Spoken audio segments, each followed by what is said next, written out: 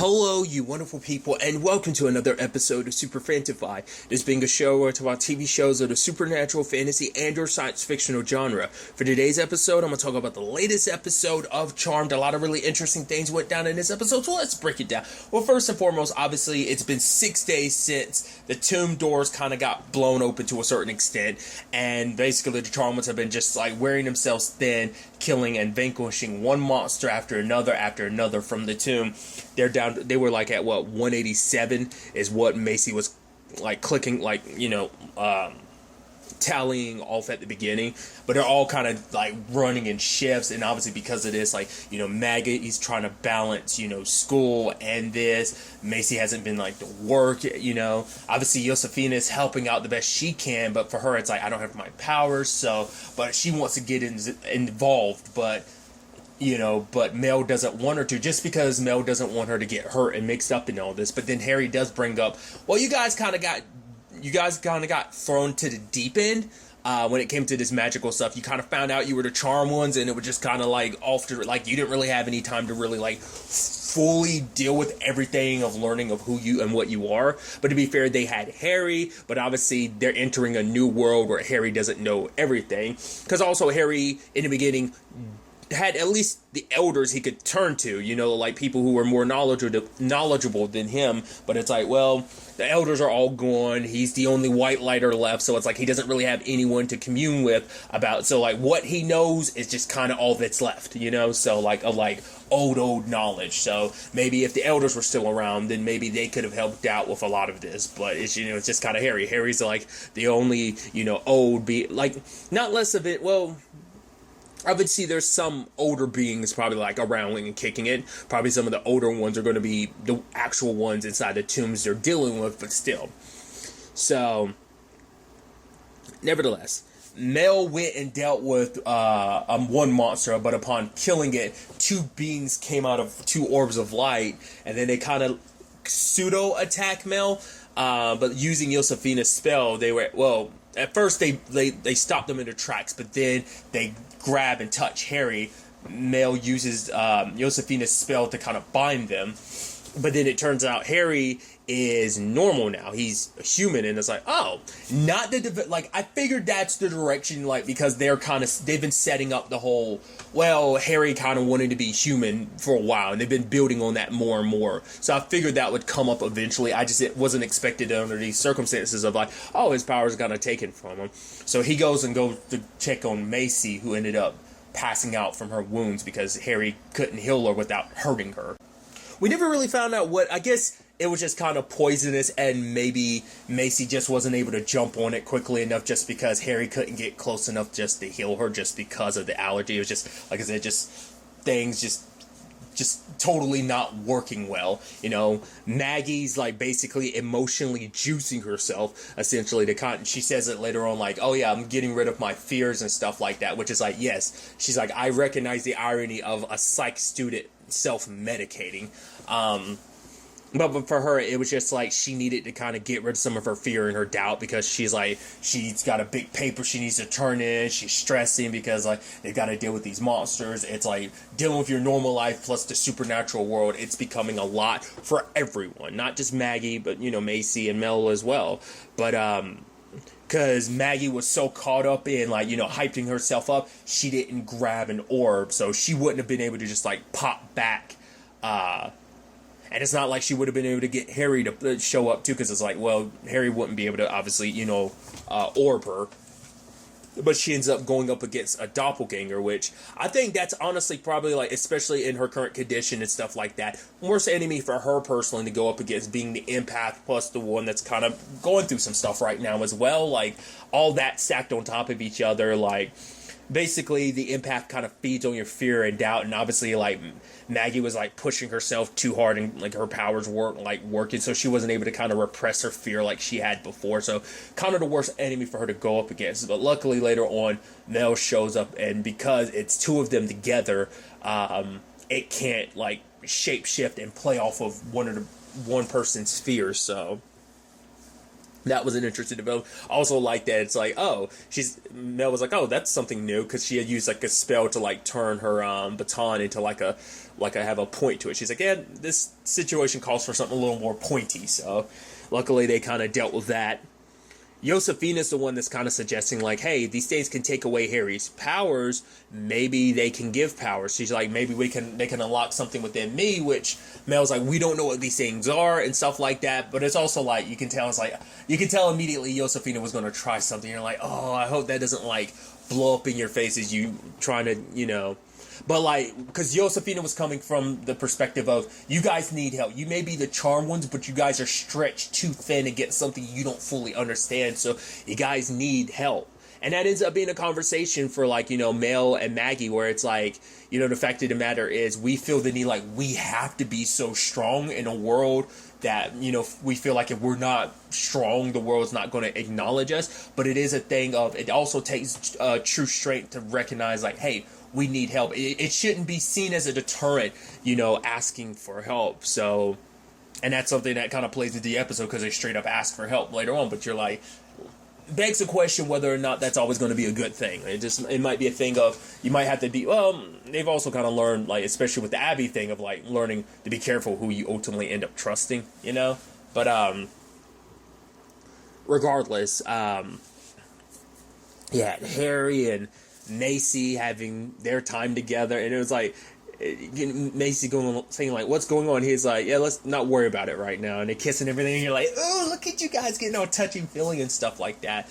But for Macy, it's becoming too much of like, okay, how do I fight for a world both supernatural and real world wise, fight for a world that's not going to fight for me.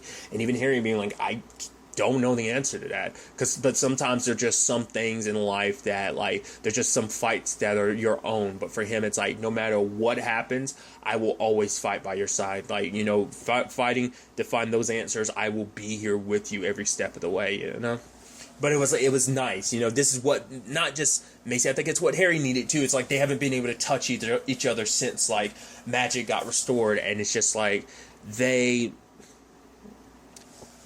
once again, it's like they haven't even been able to kiss or touch or anything. And like this night, because even Harry being like, you ever wish for that one moment, that perfect moment to just kind of be stuck in forever? And him wanting to be in this moment forever. But later on,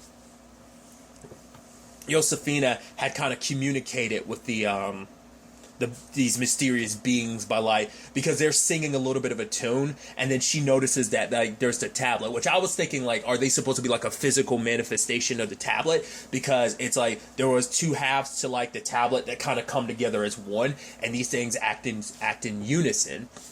And I thought that's where I was kind of, especially at one point, because they were kind of communicating and there were symbols popping up. So I was like, okay, so I guess the thought is, like, maybe their language is so ancient that they didn't know how to communicate, and the tablet kind of represented that, like, dead language that they no longer speak. So, like, as they were kind of singing a particular tune, it was resonating to, like, words in the original language that they knew. But Josefina was kind of trying to respond, like, in measuring tunes, because they had listened to Josefina and kind of picked up, like, because they were already doing, like, sounds. It might be one of those things where it's like, oh, like, it sounds like their sounds are hurting you. It's because their language is so foreign that it's so, like, on a completely different frequency or whatever, that it's so ancient, and, like, hearing the sounds of their voices is enough to break your brain, because your brain doesn't know how to process what it's hearing. I think that's kind of what they were going for. But then it seems like they're attacking everybody later on, so it's like, oh, we got to deal with these things. But Josefina was like, no, they're not trying to hurt anyone. They weren't even trying to hurt Harry. They were just trying to understand. Because at first it's like, okay, they thought Harry might be a threat. They didn't know they could trust him, so that's why they kind of took his powers. Because, whoa, who are you? What are you? I was like, oh, we didn't know you were a white light. We didn't know that whole thing. We just didn't know if we could trust you. So, but it turns out they can open the Tomb of Chaos. It actually has a very extensively long name. It's like, if we were to basically translate it in this language, it'd be blah, blah, blah, blah, blah, blah. But it's like, we'll just go with the Tomb of Chaos, because, and I love that, like, Alardria, she's the one that's, like, talking the most, and then, like, it goes to Mo, and Mo's like, yup. He's like, literally the first words out of his mouth is like, yup. Because I love that it's just almost like, wait, oh, you guys understand it? Oh, you guys speak. It's like basically they were trying to like pick up the human language from all these different people, and so. But, like, Mo's the one that's, like, for one, it seems like he's, like, the naming dude. He almost seems like he's the Cisco, in the sense that, like, Cisco on The Flash, like, loves to, like, name all, like, the good guys and the bad guys. Like, he seems like, because he's the one that comes up with, like, he's like, oh, I like the name the Tomb of Chaos. And then Aladria is like, of course you would. And it's like, because he's also the one that gave them their name, the Perfecti. They're basically these beings that were created. Basically, the world was in chaos. There was no order. So, basically, all the magic was kind of put together and they were created, and obviously they locked away all the chaos and everything, which my mind immediately goes like, oh, Perfecti and everything, and the fact is the way they're talking about how this world, like the air is putrid, the water, yada yada. I'm like, oh, you're this series version of the Avatars, aren't you, from the original show? I'm like, that's interesting. I think that's the direction they're going, which I think is so interesting. There's only 2 of them. But I think that also, maybe that's also supposed to fit, like, the narrative of kind of, like, light and dark. Like, there being some balance, 2 sides to every coin. Like, maybe that's, like, I mean, because I guess 2 is supposed to kind of represent that perfect round number of, like I said, 2 sides to the same coin and stuff like that. So I was like, but because there were multiple avatars, but, I was like, I think that might be what these are, which I'm like, that's really interesting if that's the case. That's why I'm kind of like, asking for the help is, like, cool, but at the same time, you're like, if we all remember how things played out with the avatars, where it's like, yeah, they weren't necessarily bad guys, they were neutral, but they kind of went about, like, creating a utopia in the most extreme way possible. So it was a situation where they basically took away human freedom, and it's like, oh, if you didn't fit the molds of their world, they deleted you. Obviously, like, I wonder if they're going to do I don't think they will, because I was wondering if they were going to do a similar thing to, like, obviously, eventually, well, because initially they went with Cole as one of their avatar, to become one of them, but then, like, obviously that didn't work out. But then eventually they got Leo to become a part of it, so I was wondering if they were going to get Harry to become a part of it, but no, because Harry's not going to want to become, like, he's actually trying to lose his powers, because for him it's a situation of, it felt nice not having his powers, but then, like, the Perfecti just, like, kind of snapped and put his powers back, and he's like, oh, my powers are back. I was like, no. He was like, honestly, it felt good to, because for Macy, it was like, oh, like, because Harry's always been their guide, and, and it's like, him being kind of mortal kind of scared her, because it felt like, oh, I could actually lose you, which for him, it's like, he's been feeling that a lot lately, because it's like, I'm ageless, I'm going to just, like, drown in grief when I eventually lose you, because I'm going to keep going when you're going. So for him, it's like, oh, I want to be, being mortal, because at first, it's like, he's like, I actually kind of felt good, not, yeah, it kind of took some adjusting, getting to, like, having to run everywhere instead of being able to orb everywhere, but he's like, honestly, I trade all the orbing in the world just to be human again, just to have more time to hold you, to kiss you, to be, hold you so close.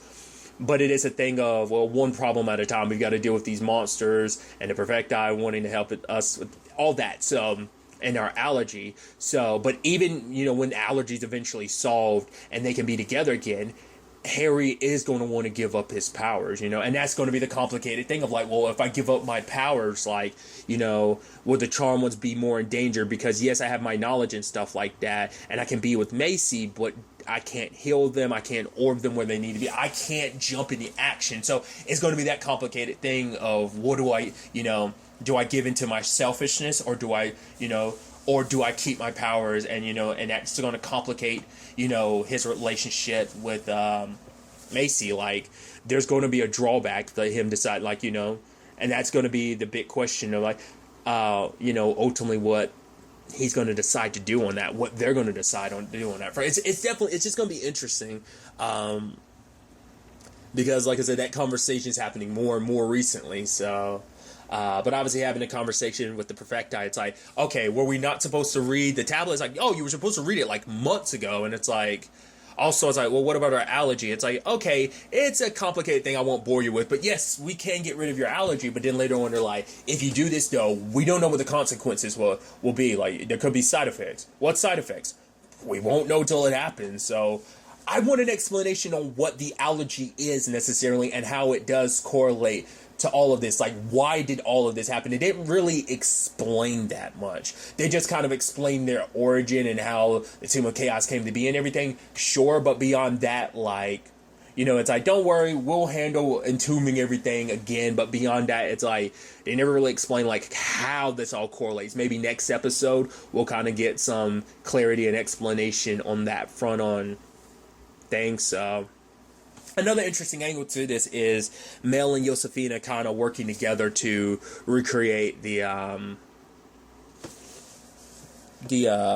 Book of Shadows. Because for Josefina, she said with the Perfecti in her head, they can take away powers, they just can't give them. So for her, it's like she can't go to them to like get any magic, but it's like maybe she'll come to it in her own way. It's just kind of like, you know, got to go along this journey. It might be a thing where she goes most of the season not having powers, and it's not to the very end till she does. Like, I might have referenced this last episode, I don't remember. I do remember there was a particular witch that ended up joining up with the Charmed Ones. It was Danielle Harris's character. I think it was a one-off episode thing where, like, she was obsessed with magic and stuff like that. She wasn't really a witch, but she wanted to be, and she was kind of obsessed with the Charmed Ones and stuff like that. I don't think it's going down this route. Like I said, if anything, I think the Josefina storyline is going to be a little bit closer to maybe, like, the Billy storyline is kind of what I was referencing last episode. So I think it's going to be kind of a little more in line with that. So I'm interested to see how Josefina's story ends up playing out. Like, whether it is that, whether she doesn't get her powers until the very end, because she's well knowledge enough about magic. I'm curious, is there going to be any side of her side of the family, well, that their mom's side of the family in that regard of, like, will they also pop up? Will someone come looking for Josefina? And then, like, when they do run into Josefina and the other Charmed Ones, like, is that going to cause kind of more of a family issue? Because there's still a lot they don't know about that side of their family, so Josefina can still fill in a lot of blanks on that, because it's like, Josefina kind of picked a crazy time to kind of decide to pop up, because it's like, right, not only is, like, all this chaos stuff going down, so that's also another thing, too, like, Jordan's cured of his curse, so, like, you know, it's interesting, like, Jordan's whole thing of, like, hey, I could be around you guys without there being an issue, and now it's, like, the whole thing of, like, oh, Harry, like, worrying about that now, too. Well, to be fair, Maggie wants to take time to focus on her, so there's not really any, like, her and Jordan, at least for now. We'll see whether anything kind of changes on that front. I wonder, there's so many things crossing my mind about, like, who's going to end up with who. I'd assume that, like I said, the Jordan and Maggie situation, but also I'm wondering about, like, the one that kept crossing my mind was, like, Mel and Abigail. I doubt it, just because it seemed like her and Ruby are pretty solid now, but you never know. Just a lot of interesting things to kind of keep in mind going forward. I'm recording this late, super late. It's like literally an entire week late. But I'm recording it and watching it and finally recording it. But there is no episode this week. I'm assuming there will be one next week. So do keep that in mind. But like I said, I could be wrong. If I am wrong, I definitely know there's not an episode today at the time of me recording this, but I don't know if there's one next week or not. I'm just assuming, but if there isn't, I'll also correct myself in the comments down below for this. But yeah, I'm really interested to see where all of this ends up taking us, where the Charmed Ones went off at the end of the episode. Like I said, if this is anything like the Avatar storyline from the original series, I'm like, yeah, I'm a little weary of the Perfecti. We'll like I said, we'll leave it at that. If they're going down that route. To be fair, once again, the show remixes stuff, so there might be some similarities, but things might play out a bit differently. I don't know. It might even be the thing of, like, kind of a thing of, yeah, and we're here to save the world, but basically we need to kind of wipe the slate clean. Like I say, kind of in a utopia sense. So yeah, they're allies for now, but eventually you might have to kind of, like, stomp them out. But, you know, like I said, maybe we'll get answers for, like, the allergy and stuff like that, what's causing it, what that's all about next episode, what the side effects might be. We'll have to wait and see. But really, that's all I want to talk about. So the next time we meet, be happy, be safe, live life to the fullest, and enjoy it. Good day and goodbye.